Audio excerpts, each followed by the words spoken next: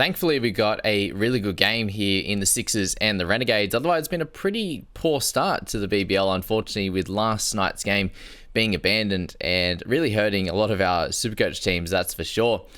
It's very, very hard to start of the season, isn't it, as a Supercoach player? You put all your best laid plans into action, and not often it goes right. So, very unfortunate they're having 4 Heat players myself, or pretty much all of them having a great start to round one, and then obviously missing last night's game in that one. Another frustrating one, obviously, and I'm sure a lot of you guys are in the same boat, is I was looking to potentially loop in Jake Fraser-McGurk and was going to be using Darcy Short if we had some news that the game was likely going to be abandoned.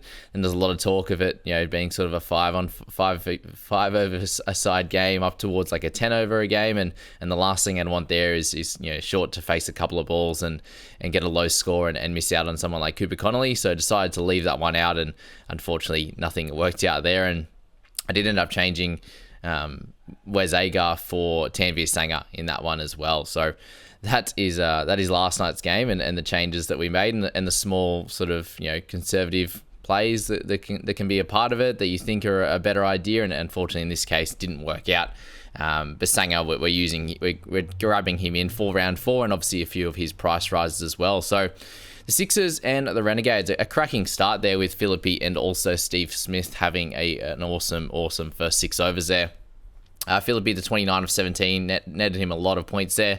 And it was only until Will Sutherland came in and got both Philippi and Vince out in the same over. So it was an absolutely cracking start from Sutherland, the Chief, and well done to those that have him in their side. He ended up obviously batting really well also.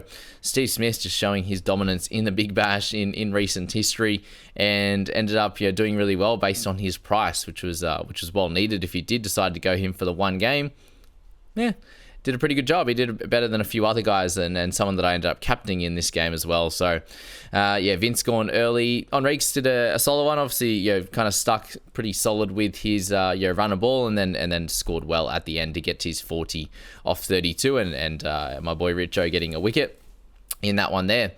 Silky, how good is he in the field? And his batting over the recent years has been incredible.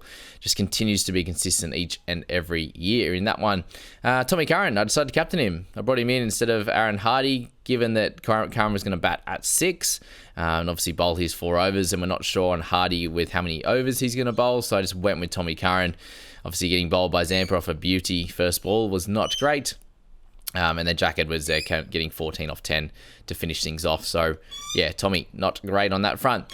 Bowlers, if you brought in a Tommy Rogers, that was pretty frustrating with his 4 overs for 47, no wickets. 7 dot balls in that one was obviously a tiny bit helpful and a few runs, but it's really you're paying up for that, and that's what can happen sometimes in the Big Bash here.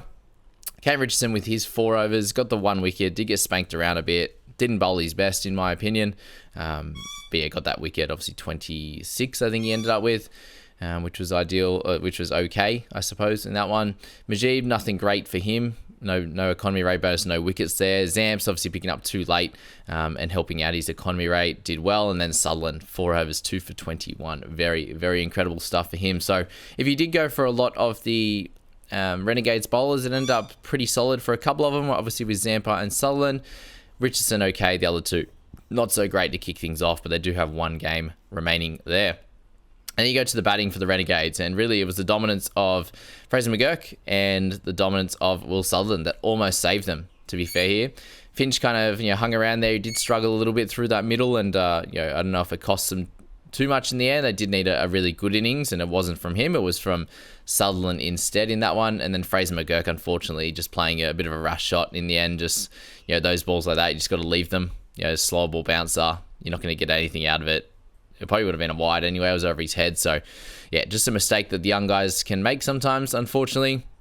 Joe Clark, I don't know what he was doing with his running between the wickets. A little bit of a shocker on that front. Just seems slow. I don't know if he slipped or something like that. But 6 off 8. I didn't end up picking him up, but he did end up getting a run out and a catch. So his score ended up okay on that front. Jordan Cox not great with his duck, but as I said, it was made for Fraser McGurk. He's really impressive to watch. I think that if you've started him, great. If you got him on your bench, either way, he's going to make some good cash. If he scores a little bit in this next game, then he's going to make sort of 15, 20, 25k pretty comfortably, which is good. And then Tommy Rogers with these 10. So me captaining Tommy Curran. 4 overs, none for 23. Bowled really, really well. His ability to bowl a Yorker is incredible. Obviously, the 10 dots in there was helpful. But no wickets. And just the economy rate bonus puts him in a little bit of a tough spot coming into his game too. I do need him to get sort of a couple of wickets and some runs in this next game. Hopefully, like 20 off 12 and a couple of wickets will get him up into sort of that 100 range. Otherwise, it's a bit of a tough start for my squad, as obviously a captain being a bit lower there, and it would have been nice to have Colin Munro obviously as captain there. But Dwarsh, congratulations to him. 3 for 36 off 4, an incredible effort after a very, very tough week, so my condolences go out to him. Dwarsh and I had actually debuted together in first grade for Sutherland on the same day, so it was a really nice moment. But sort of a tough week for Benny, and my thoughts go out to him on that one.